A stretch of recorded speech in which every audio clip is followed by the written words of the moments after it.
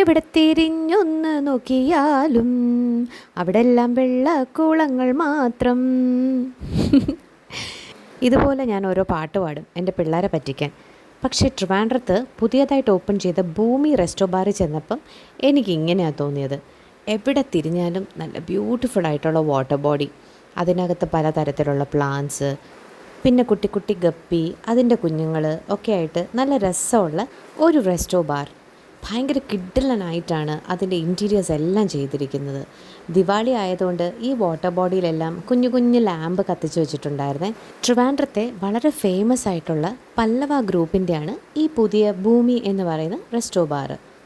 അകത്തേക്ക് കയറുമ്പോൾ വളരെ വ്യത്യസ്തമായൊരു ലോകത്തെത്തിപ്പെട്ടതുപോലെ ഒരു ഫീലിംഗ് ആയിരുന്നു എനിക്ക്. നേരത്തെ തന്നെ 5 പേർക്കുള്ള ടേബിൾ റിസർവ് ചെയ്തിട്ടാണ് ഞങ്ങൾ രാത്രി ഒരു 8 മണിയോടുകൂടി അവിടെ എത്തിച്ചേർന്നത്. അതിനുശേഷം അവിടെ എല്ലാം ചുറ്റിക്കണ്ടു. ഭൂമിയുടെ ഇൻറ്റീരിയേഴ്സൊക്കെ നേച്ചറിൻ്റെ 5 എലമെൻസുമായിട്ട് ഇൻ സിങ്കാണ് ചെയ്തിരിക്കുന്നത്.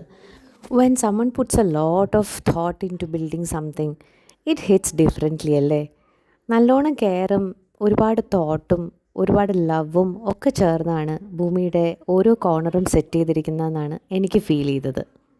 അകത്ത് കയറി കഴിക്കാനിരുന്ന് കഴിഞ്ഞപ്പോൾ ഒരു കാര്യം എൻ്റെ ശ്രദ്ധയിൽപ്പെട്ടു. മെനു അങ്ങനെ ഒരുപാട് എക്സ്റ്റെൻസീവ് ആണ് എന്നൊന്നും പറയാനില്ല.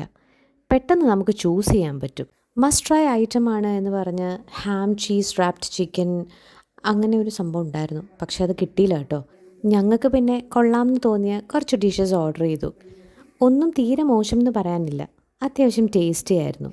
ഇൻറ്റീരിയേഴ്സും വാഷ് ഏരിയയും അടക്കം വളരെ ബ്യൂട്ടിഫുള്ളായിട്ട് ചെയ്തിരുന്ന ആ ഒരു സ്പേസിലിരുന്ന് ഇതെല്ലാം ഞങ്ങൾ എൻജോയ് ചെയ്ത് കഴിച്ചു.